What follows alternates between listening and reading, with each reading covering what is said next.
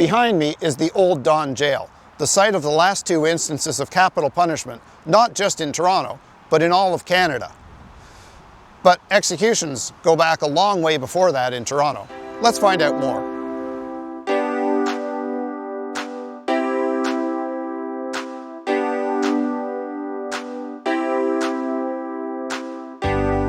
On December the 11th, 1962, Ronald Turpin and Arthur Lucas were hanged together at this jail.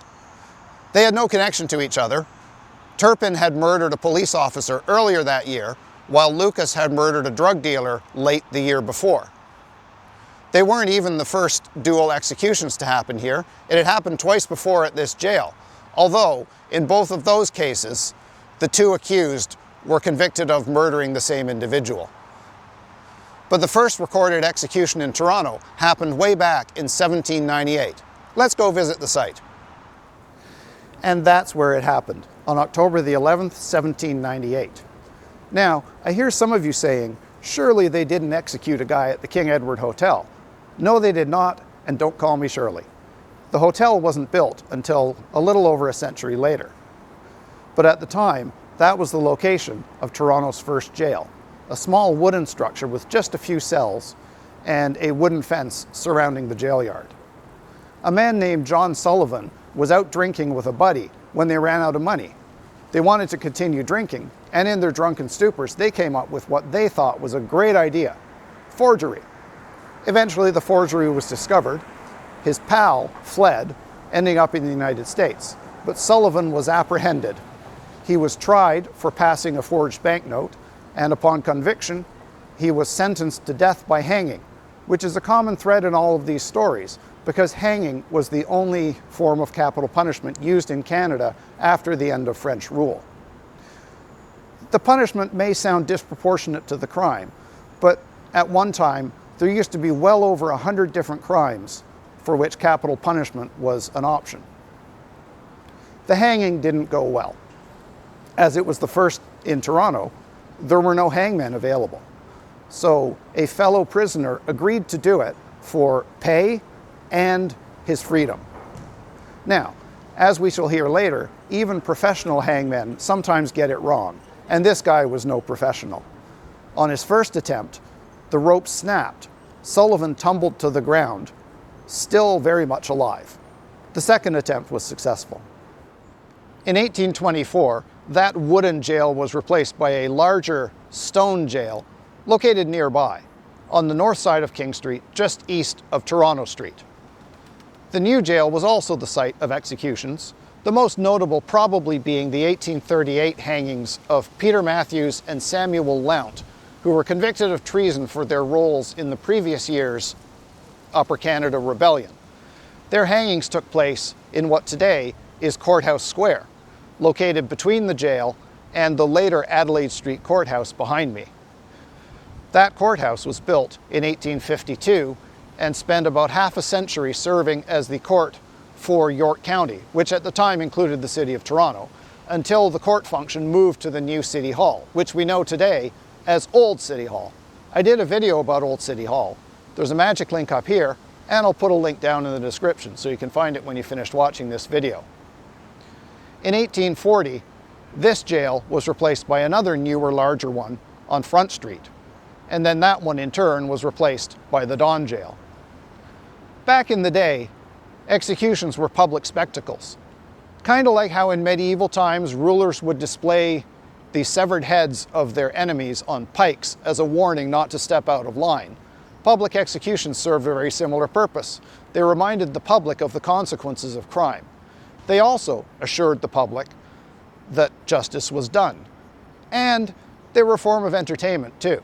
After all, if you couldn't go to the local movie theater to see the latest gory thriller, because movies hadn't been invented yet, you could go and see a public hanging and watch some criminal get what he had coming. But sometimes the crowds got too big, too unruly, or both, and it could be, shall we say, off-putting when a hanging went wrong. So shortly after Confederation, a law was passed requiring hangings to take place inside the walls surrounding the jail yards. But as you can see in this photo from an execution in Hull that didn't entirely stop people from watching. If you look closely at the poles, you'll see people have climbed them and they're watching the execution.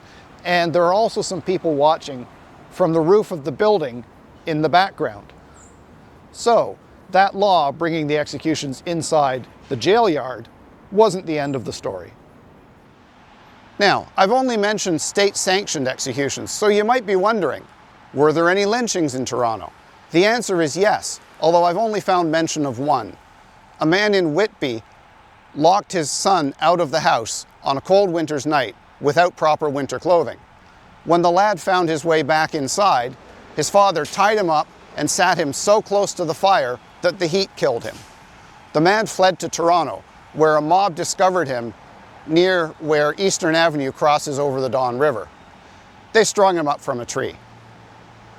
Speaking of Eastern Avenue, I mentioned the old Eastern Avenue Bridge in my video about the Lower Don River. Links in the usual places.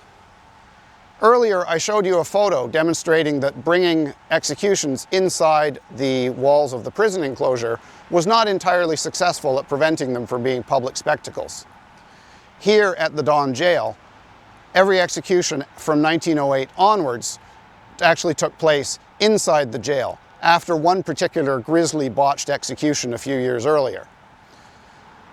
Once they were inside the jail, the executions took place in a converted washroom near the northeast corner of the building over here. Now, of course, this didn't prevent botched executions from happening, it just kept them private. And in fact, the execution of Arthur Lucas, one of the two final executions, was botched, and due to a miscalculation by the hangman, the rope nearly tore his head right off. Over time, the list of crimes subject to capital punishment was reduced until only 3 remained: murder, rape, and treason. That is, for civilians.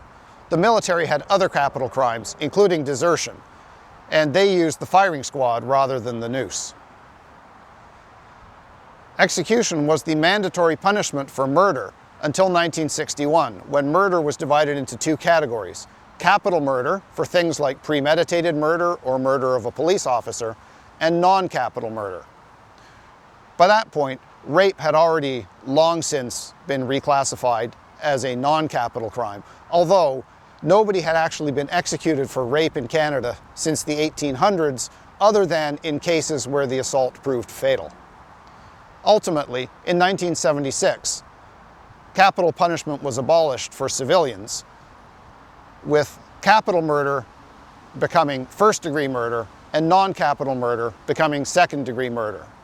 Turpin and Lucas were the last people executed in Canada, although they were not the last people sentenced to execution in Canada. But from that point until abolition in 1976, the government had a policy of commuting all death sentences. Finally, in 1999, capital punishment was also abolished for military crimes. In 2007, in preparation for a redevelopment of part of the old jail site, an archaeological dig was conducted on part of the grounds, and human remains were discovered. All of the remains that were identified belonged to people executed at the jail, and it's likely that the unidentified remains were also people executed at the jail. The remains were removed and reinterred at St. James Cemetery. Well, I hope you found this video interesting. If you did, you know what to do. Please like and subscribe.